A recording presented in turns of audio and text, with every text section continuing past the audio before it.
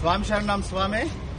గత కొన్ని రోజుల క్రితము పవిత్రమైన అయ్యప్ప మాల ధరించినటువంటి సినీ హీరో రామ్ చరణ్ తేజ గారు నిన్న కడపలోని అమీన్పుర దర్గాలో పవిత్రమైన అయ్యప్ప మాలలో సందర్శించడాన్ని యావత్ హిందూ సమాజము యావత్తు అయ్యప్ప భక్తులం దీన్ని తీవ్రంగా ఖండిస్తున్నాము. స్వామి రామ్ చరణ్ గారు, మీరు ఎవరి కోసమన్నా ఎక్కడికన్నా ఏ దర్గాలకన్నా వెళ్ళండి, మేము దానికి వ్యతిరేకం కాదు. దయచేసి పవిత్రమైన అయ్యప్ప మాల ధరించి ఈ రకమైన హిందువుల మనోభావాలు దెబ్బతీయడం ఇది క్షమించడానికి నేరము.